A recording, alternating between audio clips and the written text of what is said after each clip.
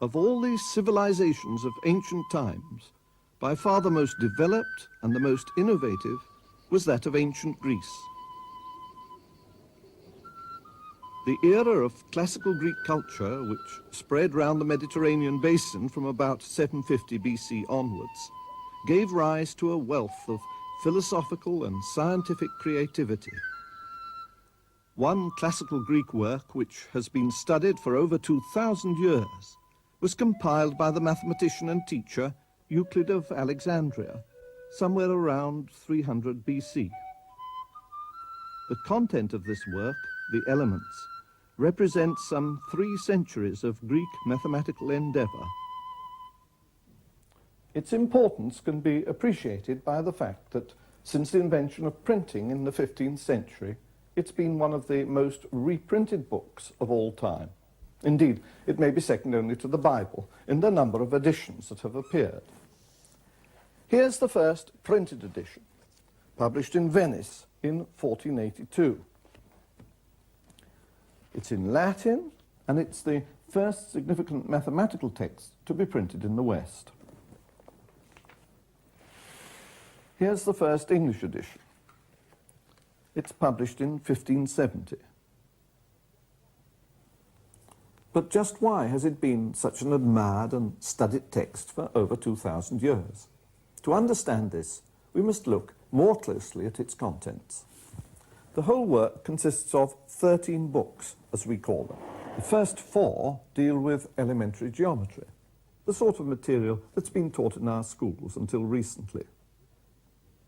But within these books, we can find evidence of different styles, suggesting that a number of traditions have contributed to the elements.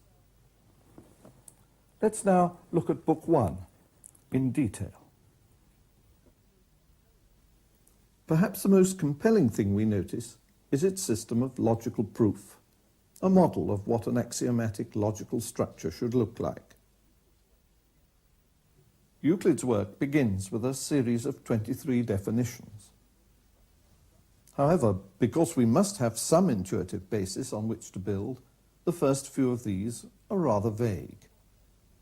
The definition of a point as that which has no part means that it can't be split up into any smaller unit. Having got over the basic ideas of point, line, and surface, Euclid is able to define other concepts rather more geometrically. So, for example, a circle is the figure such that all the straight lines falling on it from one specified point are of equal length. Following the definitions, we have 5 postulates. These are geometrical and relate to properties of points, lines, circles, and right angles. The first 3 ensure that the geometrical constructions are restricted to those which can be carried out by straight edge and compass only. The 5th postulate is not as simple as the other 4, and it's been the cause of much controversy over the centuries. It means that if we have a straight line which crosses 2 other straight lines, and if the sum of these 2 angles is less than 2 right angles, then these 2 lines, if produced far enough, will eventually meet. After the postulates, we have 5 common notions, what Aristotle called self-evident truths, like the whole is greater than the part. Then we have a whole series of propositions derived by logical argument from this basis. Here, for instance, the first proposition shows how to construct an equilateral triangle. But merely indicating the construction wasn't good enough. It all had to be rigorously proved that the result of the construction was indeed an equilateral triangle. Here's how it's done. For the given straight line AB, using postulate 3, we draw the circle center A, radius AB. Then we draw the circle center B, radius BA. Now, postulate 1 allows us to join these points up. Then we have to prove that this triangle is equilateral. By the definition of a circle, these lengths are both radii of the first circle, so are equal. For the other circle, these lengths are both radii, and so equal. Then, using the first common notion, if these two are equal, and these two are equal, then all three must be equal. The notion of proof wasn't new with Euclid, but it was a product of the Greek classical culture. But how can we be sure that the notion of logical proof began with the Greeks? Well, although there are no surviving mathematical documents from this period of Greek culture, we do have primary sources from other ancient cultures, such as the Babylonian, which goes back to beyond 3000 BC. The Babylonians wrote on clay tablets, which they then baked in the sun, and many of these have come down to us. Here's an example in the British Museum.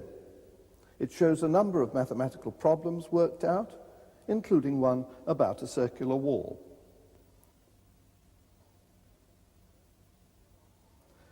And here are astronomical tables. When you see the size of these tablets, one can imagine what wonderful eyesight the scribes must have had.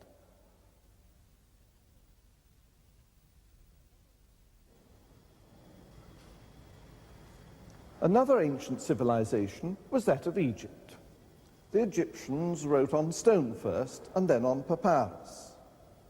And examples of both of these have come down to us. Here, for example, is the Rind or Armies papyrus, written in hieratic. It dates from about 1600 or so BC. Here we have a problem solved, and afterwards there are lots of other mathematical calculations. But in none of these Egyptian and Babylonian sources do we have any example of logical proof in the Greek sense, though answers to individual problems are verified. The Greek mathematician credited as the first to carry out a proof was the semi-legendary figure Thales, who is supposed to have lived around 600 BC. It is said that he travelled to Babylonia and Egypt, and from there introduced the study of geometry into Greece. One result attributed to him by the late Greek commentator Proclus is a proof that the diameter of a circle bisects the circle into two equal parts. But we're not told how Thales proved this, and we don't know if his proof would have been acceptable by rigorous Euclidean standards. Euclid's no help either. In the Elements, written some 300 years after Thales, he does not give a proof. Instead, he includes the property as part of his definition of a diameter, writing, "Such a straight line also bisects the circle." Looking at the rest of Book 1, we see it's primarily concerned with properties of lines and angles, of triangles and polygons, and eventually with the result that we know as Pythagoras' theorem, that in a right-angled triangle, the square on the hypotenuse is equal to the sum of the squares on the other two sides, and also its converse. Pythagoras lived about 550 BC, and may have been a pupil of Thales. Like Thales, it's said that he travelled to Babylonia and Egypt. He comes over as a slightly less misty figure than Thales, since there are many references to him. However, most of the stories about him and his followers may be apocryphal. Even Pythagoras' theorem shouldn't be attributed to him. It was known much earlier to both Babylonian and Egyptian calculators. Here's how Euclid proves that the square on the hypotenuse is equal to the sum of the squares on the other two sides. The proof is carried out by equating areas. By dropping this perpendicular, Euclid can show that the area of this triangle is equal to the area of this one. And so the area of this square is equal to the area of this rectangle. Similarly, the area of this square is shown to be equal to the area of this rectangle. And so the result follows. The other three books of this group continue this geometrical theme. Book 2 is concerned with measurement and with equating areas. Book 3 deals with the geometry of the circle. And Book 4 with inscribing and circumscribing polygons in and around circles. Now, the next group of books I shall take out of order. In fact, we don't know what was the original order of the books in Euclid's manuscript. But that's a point I'll come back to later. So let's take books 7 to 9 next. These books are largely arithmetical and are thought to be in the tradition of the Pythagoreans. Book 7 begins with a new set of definitions. We're now entirely concerned with what the Greeks called arithmos, the arithmetic of the positive integers, part of what we today call number theory. One of the propositions compares the ratios of whole numbers. If we have 4 numbers, these say, and if the ratio of the first to the second is the same as the ratio of the third to the fourth, then, by the proposition, the ratio of the first to the third is the same as the ratio of the second to the fourth. Books 8 and 9 continue with arithmos. Book 8 investigates rational roots, whilst Book 9 deals with odd and even numbers, primes, and so on. But now let's get back to books 5 and 6. The origin of these books is much later than that of Book 7. Most of it is attributed to Eudoxus of Cnidus. Eudoxus flourished some 50 years before Euclid compiled the Elements. He was a doctor, philosopher, and astronomer who studied at Plato's Academy in Athens. Book 5 parallels much of what we found in Book 7. Only instead of being confined to whole numbers, it deals with ratios of magnitudes, that is, of lengths and of areas. And many of the results in Book 7 appear here also, but in a different guise. For example, suppose we have these 4 magnitudes to compare. They must all be of the same kind, though, in this case, all lengths. Well, the proposition says that if AB is to AC as DE is to DF, then AB is to DE as AC is to DF.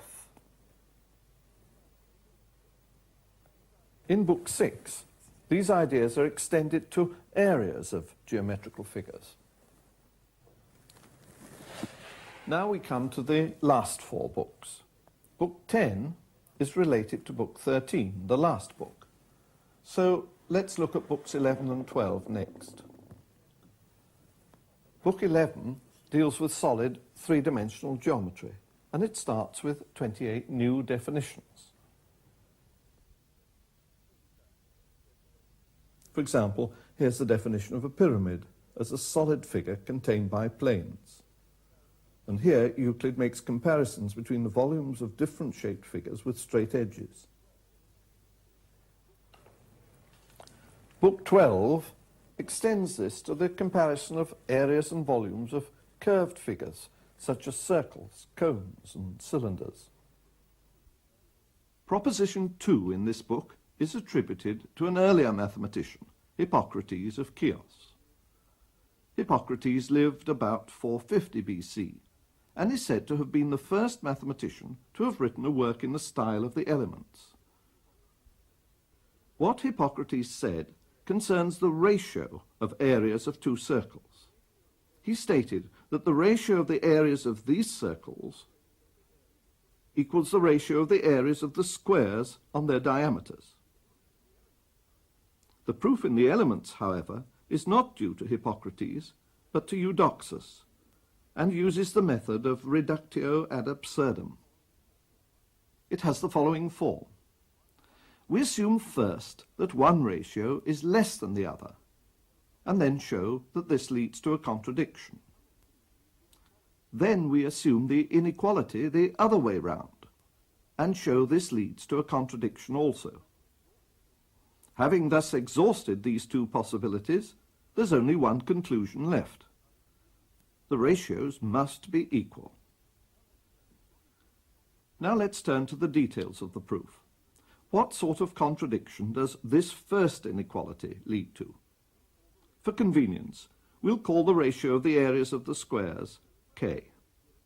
So first, we're assuming the ratio of the areas of the circles is less than k. This is equivalent to saying that the ratio of the area of the large circle to the area of some polygon inscribed in the small circle is equal to k. Now we put to use the ability to construct regular polygons inscribed in circles. We construct a square inside this circle, and then add isosceles triangles on each side so as to construct a regular octagon. Successively doubling the number of sides means that we can construct a regular polygon whose area is as close to the area of the circle as we please. In particular, we can construct a regular polygon in this circle whose area is greater than our first polygon. Now, in Proposition 1 of Book 12, it's been proved that the ratio of areas of similar polygons inscribed in two circles is equal to the ratio of the areas of the squares on their diameters. So we now construct in this larger circle a regular polygon similar to that in the small circle. By Proposition 1, the ratio of these two regular polygons must be k. So we now have two ratios both equal to k. But the area A is greater than the area B.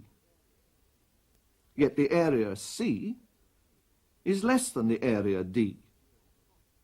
And this is clearly impossible. So our original assumption must be wrong. The ratio of the areas of the circles cannot be less than the ratio of the areas of the squares on their diameters. A similar argument, first inscribing a polygon in the larger circle, shows that the ratio of the areas of the circles cannot be greater than the ratio of the squares either. Having exhausted these two possibilities, we're left with the only possible conclusion. The ratios must be equal. This remarkable type of proof enabled Eudoxus to prove similar theorems on the relationships of plane and solid figures with curved boundaries in the rest of Book 12. So we're left just with Books 10 and 13. These are thought to include the work of Theaetetus, a young friend of Plato's. We know about him from Plato's dialogue of that name. Book 10 is a long and often difficult work. It deals with commensurable and incommensurable magnitudes, and it provides the groundwork for Book 13, in which Euclid introduces constructions for the so-called 5 Platonic solids.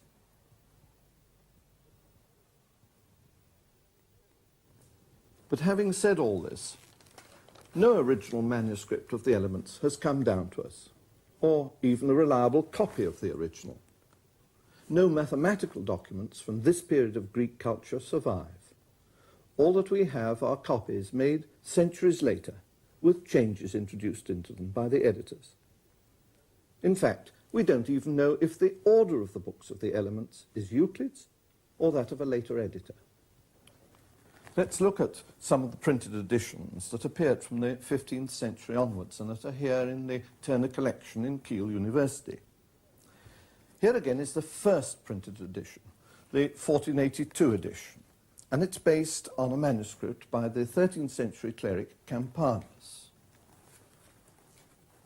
Here's another edition, this time from 1505, in which Campanus's work is castigated, saying, "Several wrong and absurd things proposed by Campanus have been arranged, divided up, and corrected."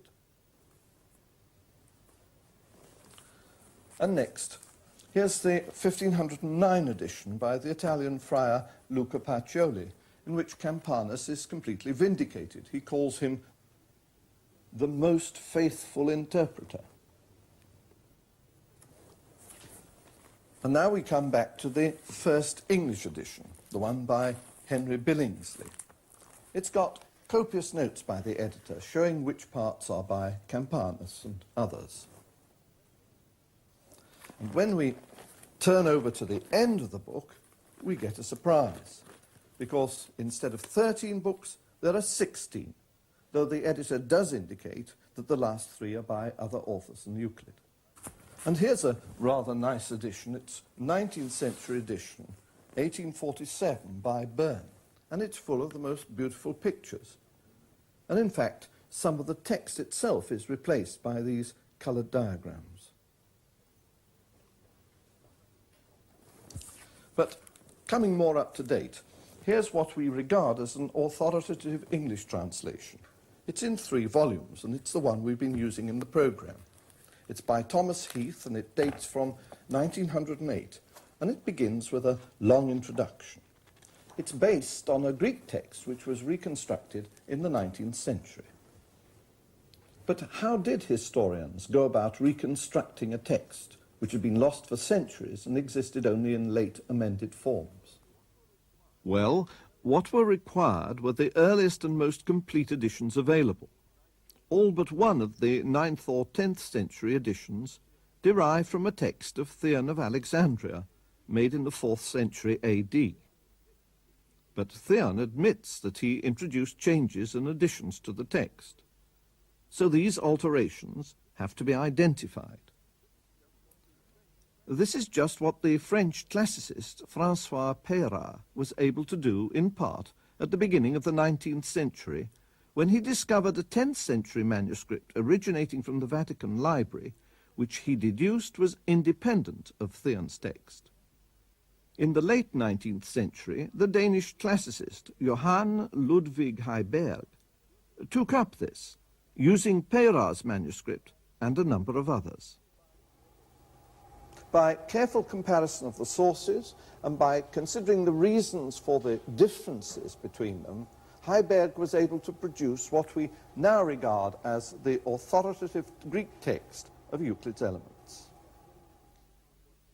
The Elements is a remarkable compendium of Greek mathematics, stretching from the semi-legendary Thales for a period of some 3 centuries.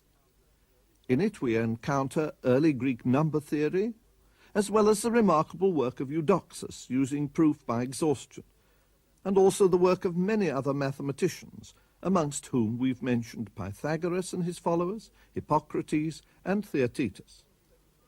The collection and presentation of all this varied mathematical knowledge in a coherent logical form is one of the great intellectual and educational triumphs of ancient times.